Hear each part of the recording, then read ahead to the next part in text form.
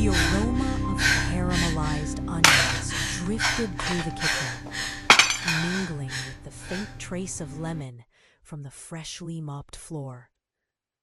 Blessing's hands moved with a quiet rhythm as she chopped celery for chicken stew, her specialty, a recipe learned in her grandmother's small, humming kitchen in Atlanta.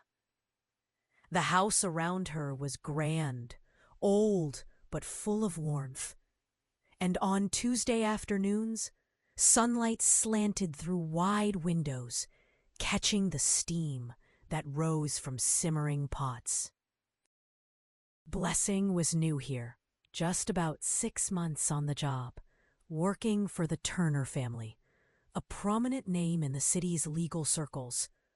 She was hired after Mrs. Turner's sudden illness, when the household had become fraught with tension and worry.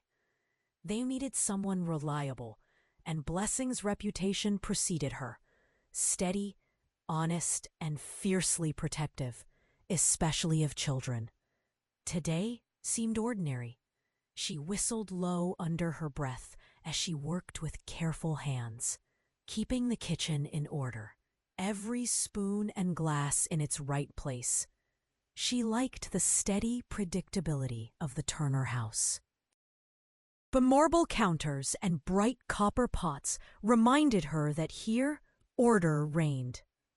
From the adjoining hallway came the gentle sound of muted jazz. The Turners loved music, but it was their 8-year-old daughter, Emmy, who always wandered to the kitchen when she felt lonely or scared. Blessing had noticed this early on, and today she wasn't surprised to see the small, wiry shadow appearing at the doorway. "Hey, Emmy girl," Blessing greeted kindly. Seeing the child hover near the corner with a book clutched to her chest, her curls were a little wild from running outside. Emmy's big brown eyes darted to Blessing, hopeful with a shy smile. "Can I sit with you?" Emmy asked, her voice soft, almost trembling. "Of course, honey." Blessing pulled out a stool near the kitchen island, patting the seat. Emmy climbed up and sat, placing her book on her lap. Blessing had learned in her short time here that Emmy was a sensitive child. Her asthma was unpredictable, and anxiety sometimes made it worse. There had been close calls before, so Blessing always kept an eye out for warning signs. Restlessness, labored breaths, the sound of paper crinkling under Emmy's fingers as she clutched her book too tightly. For a while, they stayed like that. Blessing worked, Emmy read, and the music played on. The sun shifted, painting patterns on the floor. But then Blessing noticed a change. Emmy was breathing faster, almost noisily. She had curled up tighter, shoulders hunched, one hand pressed awkwardly to her chest. Her lips looked pale, and small wheezing sounds came with each breath. Blessing's heart skipped. She recognized these symptoms instantly, the beginnings of an asthma attack. She put down her knife and turned to Emmy, her voice gentle but urgent. "Hey, sugar, are you all right?" Emmy shook her head minutely, eyes wide, panic setting in. Blessing reacted without hesitation. She knelt next to the child, rested a palm lightly against Emmy's back.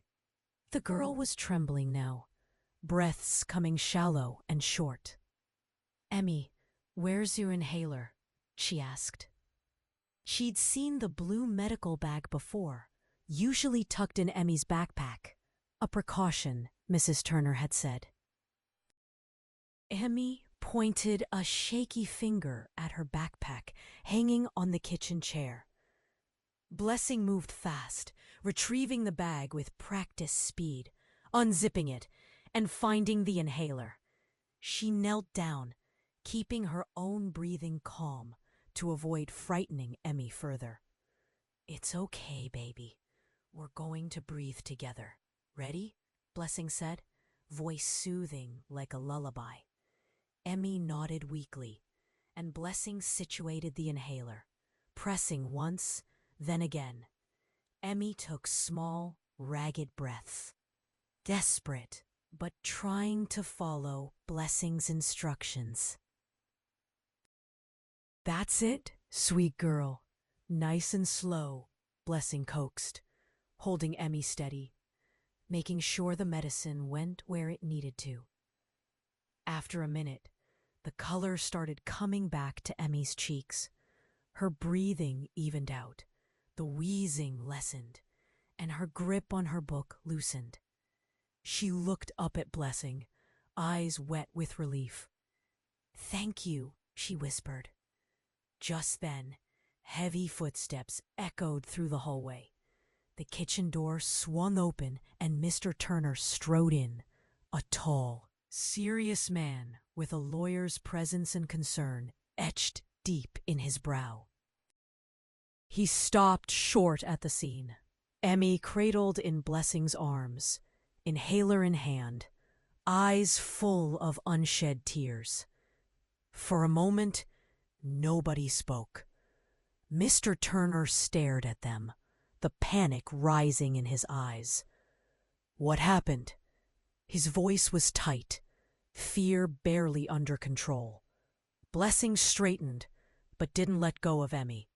She explained, her voice steady. "She had an asthma attack. I helped her with her inhaler." Subscribe and hit like. Our powerful stories add years to your life. Join our Story Lovers Club and let us know in the comments. Where are you listening from, Mr. Turner crossed the room in 3 long strides, swept Emmy into his arms, hugging her tight. Blessing watched, silent, remembering every time she'd helped her own brother with the same crisis. After a long pause, Mr. Turner turned to Blessing. His eyes were watery and grateful. "Thank you," he said simply, but with weight that spoke volumes. And in that moment, Blessing felt something shift in the house, a new measure of trust, woven from crisis and care. Later that evening, the scent of chicken stew filled the Turner home, calming raw nerves. Emmy had moved to the living room, where her father wrapped her in a fuzzy blanket and checked her breathing every few minutes. Blessing took the opportunity to clean up the kitchen, hands moving in swift, practiced patterns. She wiped the countertops, set the soup to a low simmer, and glanced through the doorway to make sure Emmy was all right. Blessing's mind drifted as she worked, replaying the moment over and over. Emmy's panic, her blue-tinged lips, the quick rustle of the backpack, the feel of the inhaler in her own hands. It was a scene she remembered from her own childhood. Her younger brother, Marcus, had suffered from asthma so severe it changed the rhythm of their household. Their mother always kept a rescue inhaler near, and Blessing learned early how to recognize the signs: quick gasping breaths, fear in the eyes, the sound of struggle when simply breathing felt impossible. Those memories had shaped her reactions, made her calm in a storm. She finished tidying the kitchen, and, after a moment's hesitation, poured a bowl of stew for herself. As she sipped the warm, rich broth, the front door opened, and Mrs. Turner entered, her coat draped over one arm, her face tired but composed. The 2 women shared a quiet look, a mutual understanding that the day had been harder than most. Mrs. Turner went straight to Emmy, and the story came tumbling out in soft, frightened words. Tears welled in the mother's eyes as Emmy described Blessing's calm touch, her gentle voice, the safe way she handled the inhaler. Mrs. Turner sat with Blessing later, in the small breakfast nook off the kitchen. She reached across the table and took Blessing's hands in her own, her eyes shimmering. "I don't know what would have happened if you hadn't been here this afternoon," she said quietly. Blessing smiled, embarrassed and happy all at once. "I'm just glad I was," she replied. "I know what it's like. My brother, he had it bad. You never really forget how it feels to help someone breathe again." They sat together in companionable silence, united by fear and gratitude. Blessing felt, for once, truly seen, not just as a housekeeper, but as a person whose presence mattered. She remembered her mother's words, "When you watch over somebody's child, it's like you're taking care of the whole world." Those words rang true tonight. The next morning dawned with the singing of birds and glittering dew on the Turner lawn. Emmy still seemed a bit shaken, but her color had returned, her smile reaching all the way to her wide, expressive eyes. Blessing made her breakfast, cinnamon oatmeal sprinkled with berries and just a dash of brown sugar. Emmy's favorite. During breakfast, Mr. Turner sat with Emmy, while Mrs. Turner hovered anxiously at the kitchen entrance. The family seemed to move around Blessing with newfound respect. Mr. Turner especially watched her as if seeing her anew. Where before there was friendly but distant professionalism, a new warmth had emerged, edged with gratitude. After the dishes were done, Blessing found herself in the backyard, hanging fresh linens on the line. Emmy wandered out quietly, the family's golden retriever in tow. She watched Blessing for a moment, twisting the hem of her long t-shirt. "Blessing?" Emmy asked softly. "Why weren't you scared when I couldn't breathe?" Blessing smiled, remembering those childhood nights with Marcus, her own trembling hands, her mother's strength. "I was scared," she admitted. "But when someone needs you, you just do what you have to. You focus on them. That's how you get through it." Emmy absorbed this, nodding slowly. She hugged the dog closer, then looked up at Blessing with shining eyes. "You're really brave," she whispered. Blessing's heart swelled. She reached down, squeezing Emmy's hand. "You're pretty brave yourself, kiddo." Takes a lot of courage to keep fighting, even when it's hard to breathe. The conversation faded into the morning. Blessing finished hanging the laundry and followed Emmy back inside. The day unfolded with its usual rhythms: chores, errands, the arrival of the mail. Yet a subtle shift had taken place.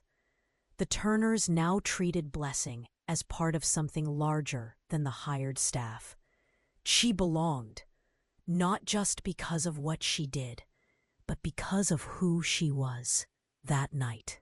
Lying in her small but comfortable room at the back of the house, Blessing allowed herself a moment of pride. In this big, sometimes lonely city, she had found a purpose, a place where her hands and heart truly mattered.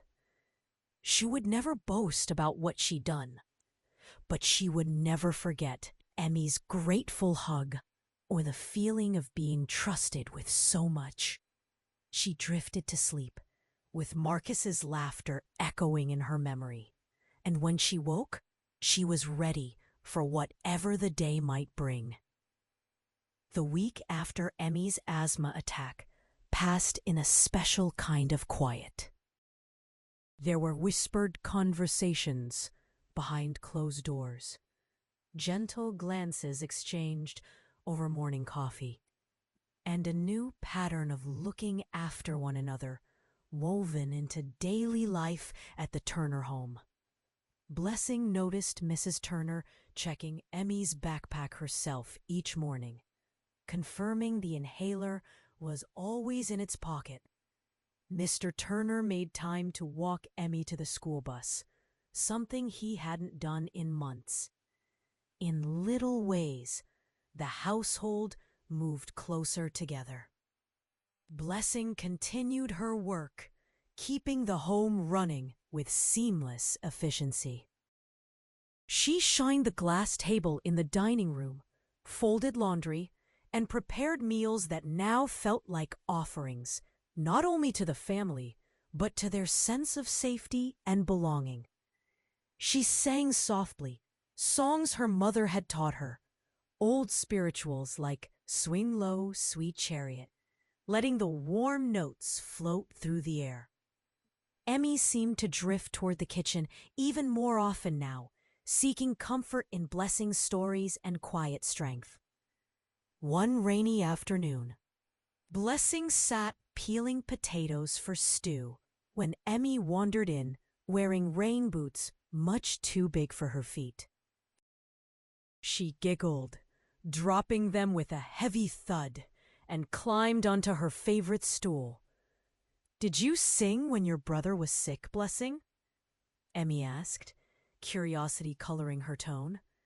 Blessing nodded as she sliced a potato. "All the time. Singing kept us all calm. Sometimes I'd sit next to Marcus, and he'd listen to me instead of his own struggling breath." "What did you sing?" Emmy pressed. Blessing wiped her hands and began to hum, then sang a soft line.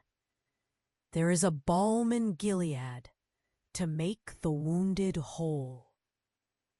Emmy's eyes closed and her shoulders relaxed, the words wrapping around her like a gentle embrace. "Did your brother get better?" Emmy whispered after a long pause. Blessing smiled at the memory, her heart bittersweet. Sometimes he did. Sometimes when it was really bad, he'd spend a night at the hospital. But he was strong, and we all kept him close. Emmy pondered this. She seemed to draw courage from the stories Blessing shared. "I feel safer when you're here," the child murmured. Blessing reached over and gave Emmy's hand a squeeze. "You are safe. I'm always going to look out for you, okay?" Emmy nodded with resolve. Later that evening, a storm whipped through the city, rattling windows and making the tall trees outside creak and groan. Blessing set bowls of stew on the table, the warm, hearty meal a comfort against the blustery night. As the family gathered, Blessing saw how Mr. and Mrs. Turner kept a protective hand near Emmy, glancing at her every few moments. She was less pale now, more herself, chatty, laughing, her curls bouncing with each story she shared. During dinner, Mr. Turner raised his glass quietly and cleared his throat. "We're grateful for a lot these days," he said softly, "but especially for Blessing. She's more than just a member of our household. She's a blessing to us all, truly." Mrs. Turner joined in, her voice gentle. "Thank you, Blessing, for everything." Blessing's cheeks heated, and she ducked her head. "That's what community does. We take care of each other." After dinner, Blessing helped Emmy into bed, reading stories until the girl's eyes drooped. Emmy reached for Blessing's hand and squeezed it. "Good night, Blessing," she whispered. "Don't leave. I'll be right downstairs if you need me," Blessing assured her. She turned out the lights and tiptoed away, the storm quieting into the soft patter of rain against the window. Downstairs, Blessing sat with a notebook in her lap, writing emails to her own family back home in Georgia. She told them about Emmy, about the feeling of belonging that had come so unexpectedly, how saving Emmy hadn't just built trust with the Turners, but had also reminded her of the power in small acts of care. She wrote of hope, of the way bonds were grown even in a midst of crisis. The Turner house slept easily that night, wrapped in restored peace. The next month passed with its own gentle rhythm. Emmy grew stronger, her asthma managed with new routines and fresh caution. Blessing taught her breathing exercises, the same ones Marcus had used years ago, making it into a game with prizes for each successful slow breath. Emmy took to it eagerly, proud of her progress. Her parents watched, grateful, never missing a lesson. Blessing felt a shift within herself, too. Her confidence grew. She no longer moved as quietly around the house, but took up her space. On her days off, she volunteered at the local community center, helping other families with children who struggled with asthma and similar challenges. She told her story, listened to others, and shared what she knew about courage and care. At the Turner household, Blessing became a legend of sorts. Neighborhood children called her Miss Blessing, coming by after school for cookies and stories. Emmy invited friends to visit, her own story retold in whispers of the time Blessing saved me. Mr. and Mrs. Turner, once formal and polite, began asking Blessing to join them at family outings and celebrations. Trust had deepened. The family no longer saw Blessing only as staff. They saw her as kin. With each passing week, Blessing's role in the Turner household evolved. The boundaries between employer and employee blurred, replaced by bonds formed in small, everyday moments. Blessing began helping Emmy with her reading, patiently listening as she struggled with tricky words, celebrating each success. She joined the family for board games after dinner, her laughter mingling with theirs, filling the home with warmth. On weekends, the Turners invited Blessing to join them at local events, picnics in the park, church services, even the Saturday flea market. At first, Blessing hesitated. She was used to a certain distance, a professionalism that defined her previous jobs. But Emmy's pleading smile and Mrs. Turner's gentle encouragement soon wore down her reservations. By the third weekend, Blessing found herself at the edge of the river, watching Emmy toss bread to ducklings and listening to Mr. Turner describe his childhood fishing trips. It was during these moments that Blessing noticed something important. The Turners were changing, too. Mr. Turner, once reserved and brisk, now listened with genuine interest as Blessing recounted stories of growing up in Atlanta, of her mother's garden and her grandmother's famous peach cobbler. Mrs. Turner shared anecdotes from her own childhood in Chicago, and the two women laughed at similarities and marveled at differences. Occasionally, Blessing would spot neighbors glancing their way, some with surprised expressions. Unused to seeing an African American woman included so naturally in the family's outings. The Turners didn't seem to notice, or perhaps they noticed and simply didn't care. One morning, Blessing found Emmy in the living room, surrounded by pastel crayons and drawings. She was sketching a picture of the kitchen, complete with a smiling Blessing serving soup, steam rising from the bowl. At the top, Emmy wrote, "My hero." Blessing's eyes filled with tears when she saw it. "Why am I your hero, Emmy?" she asked, settling beside her on the rug. Emmy shrugged, blushing. "Because you help me breathe and you listen. You always make sure I'm safe." Blessing pulled Emmy into a hug. "You're my hero, too." Emmy looked up, surprised. "Why?" "Because you keep trying, even when it's hard. You're strong and brave. That's heroic." Emmy giggled, holding tight. The artwork found its way onto the refrigerator, a daily reminder of their bond. One afternoon, while preparing Sunday dinner, Blessing received a call from her mother. They chatted about family news, but as the conversation closed, her mother's voice turned serious. "You've made a difference there, haven't you, child?" Blessing paused, her mind filled with images of Emmy smiling, the family's laughter, the kitchen's comforting hum. "I think I have, Mama." "They're good people.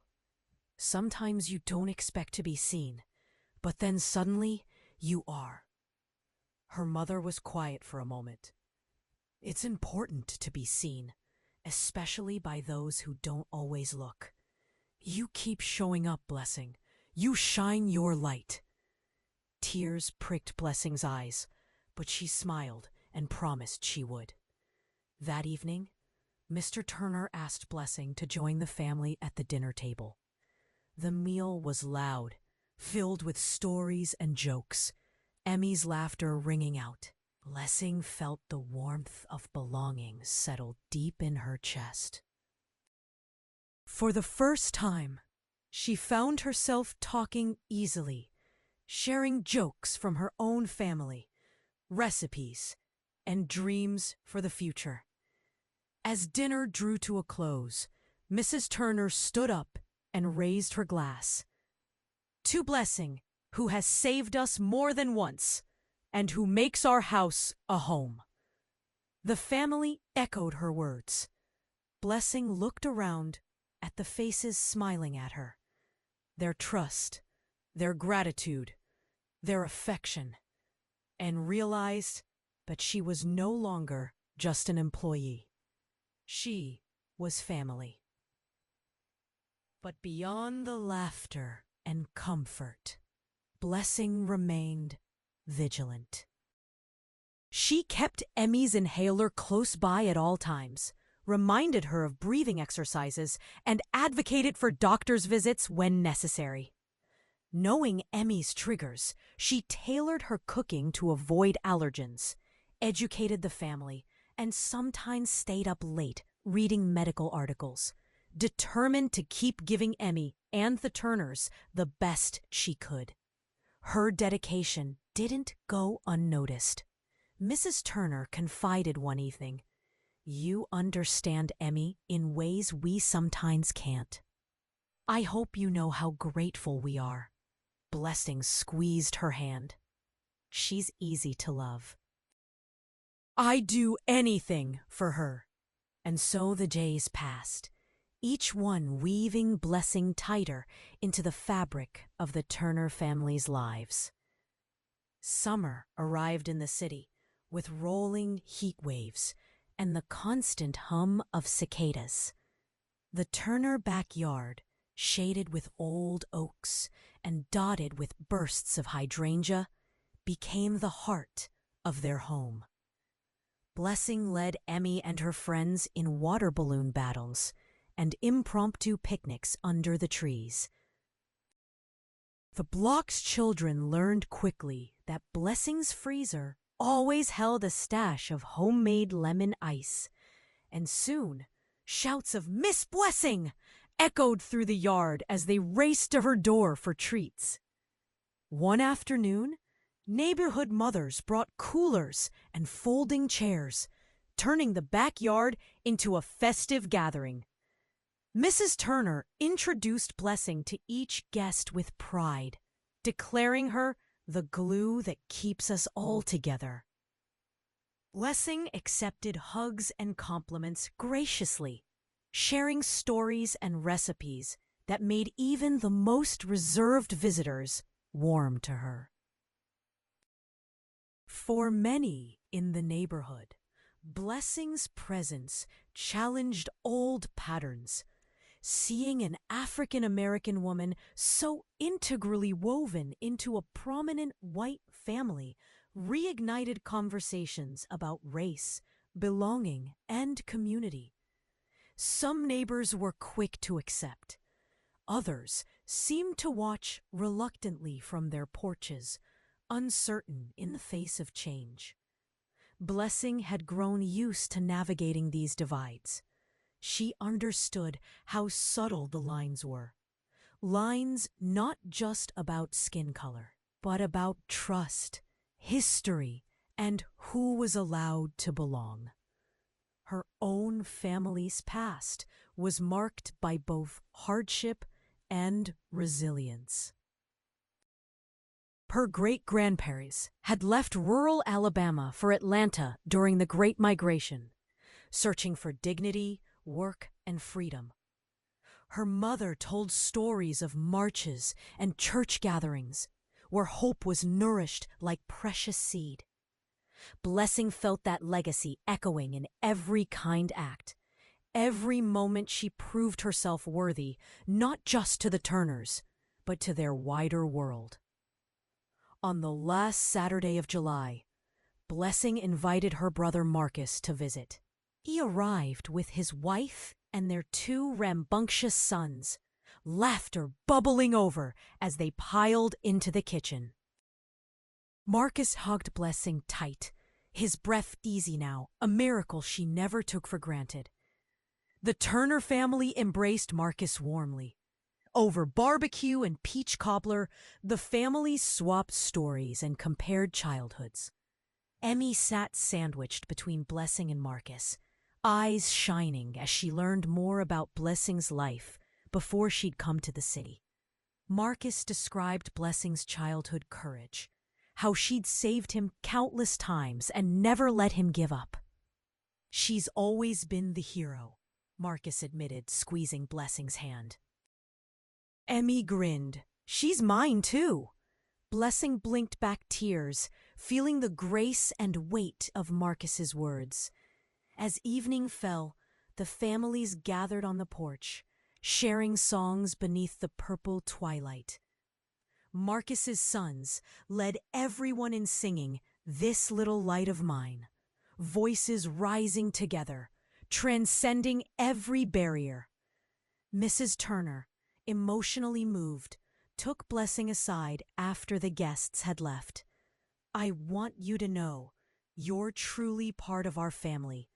We see you, Blessing, for everything you are, for your courage, your kindness, your history. You honor us by sharing your story." Blessing smiled, her heart full but heavy with understanding. "Thank you, Mrs. Turner. My story is my family's, but I reckon now it's yours too." But as summer waned, life sent new challenges. School began for Emmy, a time of excitement. One rainy September afternoon, Blessing received a call from the school nurse. Emmy was having trouble. Heart pounding, Blessing rushed through crowded city streets, her mind spiraling with fear and memory. She arrived to find Emmy pale and trembling, her inhaler nearly out. Blessing knelt beside Emmy in the nurse's office, calming her with practiced breaths and gentle words. Emmy clung to her, reassured by Blessing's presence. Once Emmy was stable, Blessing held her close and promised, "You're brave, darling. I'm always here." Later, Mrs. Turner arrived, frazzled and tearful. She hugged Blessing fiercely, gratitude pouring from her. "I don't know what we'd do without you," she whispered. Blessing didn't offer platitudes. She knew trust must be earned every time, in every moment of crisis. "We're family," she replied simply. Emmy's health stabilized with new treatments and routines. Blessing worked tirelessly to coordinate with doctors, learning about the latest therapies and incorporating them into daily life. The Turner family adjusted, leaning on Blessing's expertise, her lived experience, a bridge between past hardship and present hope. Blessing continued volunteering at the community center, now teaching workshops for parents and children, breathing exercises, emergency protocols, and the importance of community support. She spoke honestly about her family's journey, encouraging others to find strength in their stories. One evening, as Blessing walked home from the center, a neighborhood mother stopped her. "You know, Miss Blessing, you don't just change the Turner family. You change us all. Thank you for being so brave."